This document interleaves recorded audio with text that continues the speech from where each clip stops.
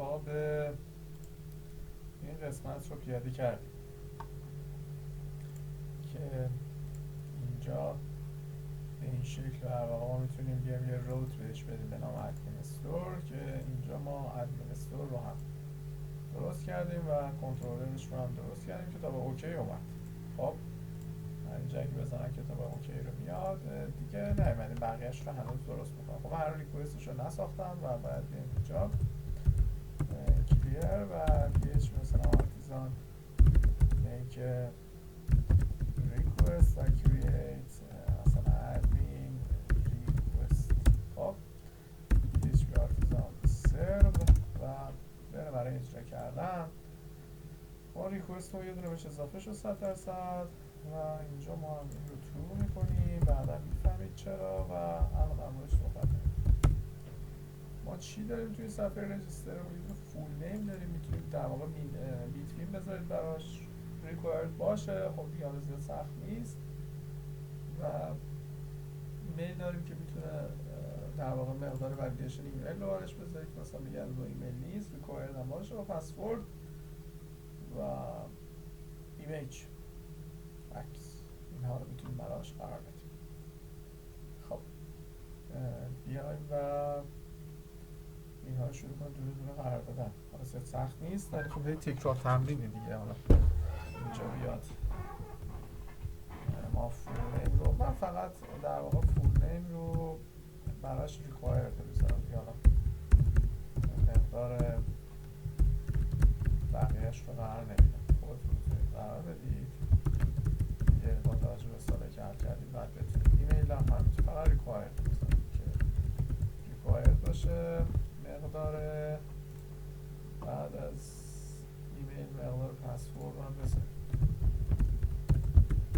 مقدار ریکوایر و مقدار بعدی هم پسورد و بعدش هم مقدار فایل و مقدار اینجا ریکوایر و فایل هم میتونه حالا مایمزش رو JPEG و PNG رو و PNG و JPEG رو همین کفایت. حالا دیگه مثلا ماکس رو اینا میتونه در واقع زمین رو مثلا بریزه ماکس 5000 مقدار رو بذارید و بیاید اینجا 5 مگ بشه در واقع فانکشن مسیج هم بذاریم و مقدار ریترن مقداری هستش که اینجا برای اینها دونه دونه قرار میدیم. مقدار فول نیم مقدار ریکوایرد بیاد اینجا بگیم مقدار نام و نام خانوادگی صورت اگزامپلی باشه.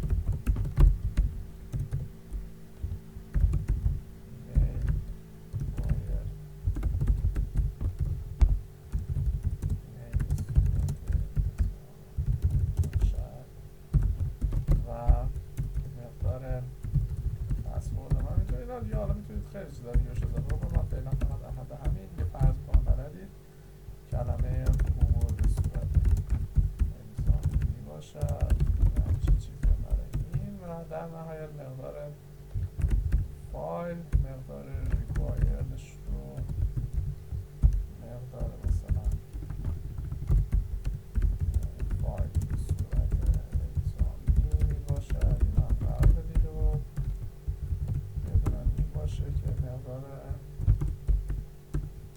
مایمز باشه و بگیم که فایل باید از نوع عکس باشه. دیگه قرار نمیدم بقیه‌اش رو قبلا مثالات کردم. میدونید چجوریه؟ و یه دونم فایل مقدار ماکس که میگم فایل نباید بیشتر از 5 مگابایت باشه.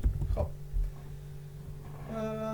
بیایم اینجا بیاییم و تستش کنیم. توی این قسمت من میگم create add request. خب دیگه طبیعتاً به این سادگی رد نخواهد شد اگر من خالی بزنم و میبینی که رد نشد ولی خب ارور هم نشون نداد. چیکار باید بکنم؟ هیچی دیگه. حالا اون چیزایی که یاد گرفتید قبلا میتونید به اینجا مثلا من میگم H1 و برگردم به کلاس BG مثلا دنجر. میتونید دنجر هم نذارید و آدم هم شد مثلا طرف نترسون. پی مثلا وان و اینجا این رو ما بیایم برگردیم ایف و حالا اسمش هم هست در واقع مقدار ببخشید از ارور استفاده کنیم نیاز نیستش. ارور و مقدار اند ارور هم بد بذاریم ارور و اینجا هم اسمش رو میذاریم. اسمش چیه؟ فول نیم. اون طرف هم فول نیم میده. اینجا هم اگر ریکوست رو باز بکنیم میبینید اسمش فول نیم. خب و در نتیجه حالا مثلا همون چیزی که داشتم و بیاد اینجا داده میسیج رو براش قرار این هم دیگه کپی برای همه قرار بدید دیگه. حالا تو استیکسامن سنتر هم باشه تک سنترش رو هم قرار بدید و کلا کپی کنید به اینجا و مقدار یکی باشه ایمیل و در نهایت این هم درست داشتم. بله در نهایت مقدار پسورد و این هم فایل هستش.